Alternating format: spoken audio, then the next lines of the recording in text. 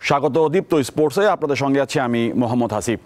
Laos থেকে সোমবার রাতে দেশে ফিরেছে বাংলাদেশ অনূর্ধ্ব-20 নারী ফুটবল দল। তবে দলের সঙ্গে ফেরেননি কোচ পিটার বাটলার। তিনি ছুটি কাটাতে ইংল্যান্ডে ফিরে গেছেন। ঢাকায় ফিরবেন 1 সেপ্টেম্বর। দলকে নিয়ে শুরু করবেন অস্ট্রেলিয়া মিশনে ক্যাম্প। বাংলাদেশ অনূর্ধ্ব-20 নারী দলও এই প্রথম খেলবে জুনিয়র এশিয়ান কাপের মূল পর্বে। ঋতুপর্ণা চাকপাদের মতো জুনিয়র ফুটবল কন্যাদের সামনেও বিশ্বকাপে খেলার হাতছানি রয়েছে। সেজন্য টুর্নামেন্টের সেমিফাইনালে খেলার যোগ্যতা অর্জন করতে হবে। 1 থেকে 18 এপ্রিল পর্যন্ত থাইল্যান্ডে মেয়েদের অনূর্ধ্ব-20 এশিয়ান কাপের আসর বসবে। সাম্প্রতিক সময় বেশ খারাপ সময় পার করছে ভারতীয় ফুটবল দল। 2026 বিশ্বকাপ বাছাই পর্বে 6 ম্যাচে 1 জয় পেলেও এএফসি এশিয়ান কাপ বাছাইয়ে 2 ম্যাচে জয় দেখা পায়নি তারা। এর প্রভাব পড়েছে তাদের ফিফা র্যাঙ্কিংও। সবশেষ র্যাঙ্কিংয়ে 133 নম্বরে আছে ভারত। গত 9 বছরের মধ্যে যা সবচেয়ে বাজে পারফরমেন্স তাদের।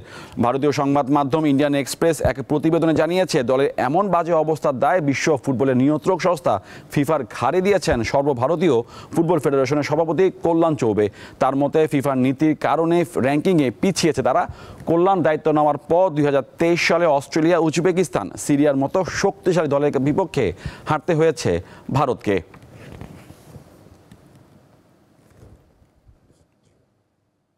দীর্ঘ 9 বছরের সম্পর্কের পর অবশেষে মডেল ও প্রেমিকা জর্জিনা রদ্রিগেজকে বিয়ের প্রস্তাব দিয়েছেন তারকা ফুটবলার ক্রিশ্চিয়ানো রোনালদো।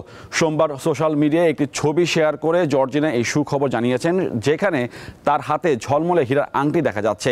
জর্জিনার হাতে এঙ্গেজমেন্টের রিংটি দেখে এরই মধ্যে হইচই শুরু হয়েছে সোশ্যাল মিডিয়া জুড়ে। সেখানে সকলে এর দাম জানার চেষ্টা করছেন। তবে নির্দিষ্ট কোনো মূল্য জানা না গেলেও লন্ডনের বিখ্যাত গহনা ব্র্যান্ড 77 ডায়মন্ডসের তথ্য অনুযায়ী এই আংটিটির মূল্য প্রায় $5 মিলিয়ন।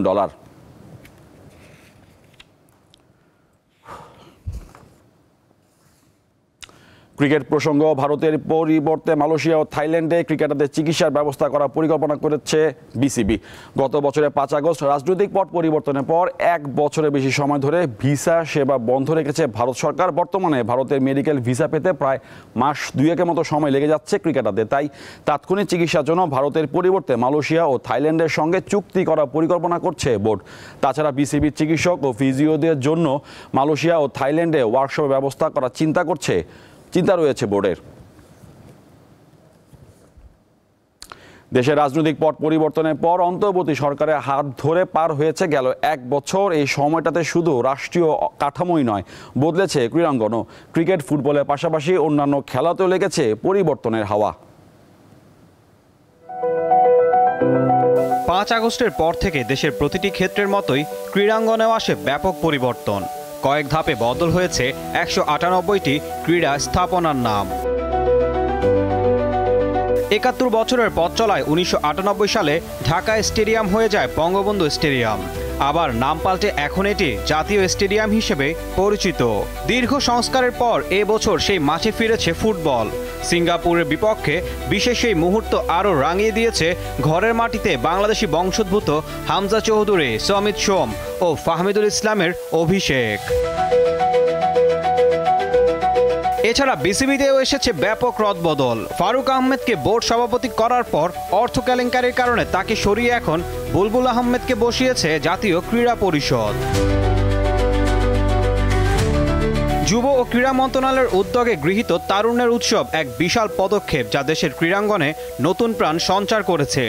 এসো দেশ বদলাই, এসো পৃথিবী বদলাই শিরোনামের এই উৎসবের মাধ্যমে দেশের নানা ক্রীড়া ফেডারেশন প্রতিভা অন্বেষণে এক নতুন মাত্রা যোগ করে।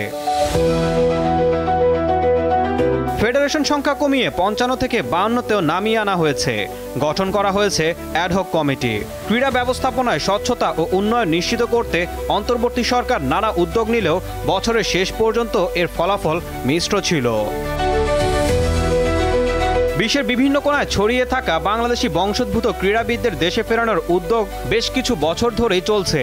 এরই ধারাবাহিকতায় গত এপ্রিলে বিভিন্ন ফেডারেশনে চিঠি পাঠায় জাতীয় ক্রীড়া পরিষদ। বিশেষ করে 2026 সালে পাকিস্তানে হতে যাওয়া এসএ গেমসকে সামনে রেখে জাতীয় দলের জন্য প্রবাসী ক্রীড়াবিদদের সন্ধানে এরই মধ্যে কাজ শুরু করেছে বিভিন্ন ফেডারেশন। ঈশান হাসান, দীপ্ত স্পোর্টস। এই ছিল আজকে দীপ্ত স্পোর্টসে। দেশ বিদেশের খেলাধুলার নানা রকম খবর পেতে দীপ্ত স্পোর্টসের সাথে থাকুন আর চোখ রাখুন দীপ্ত টিভি ডিজিটাল প্ল্যাটফর্মগুলোতে।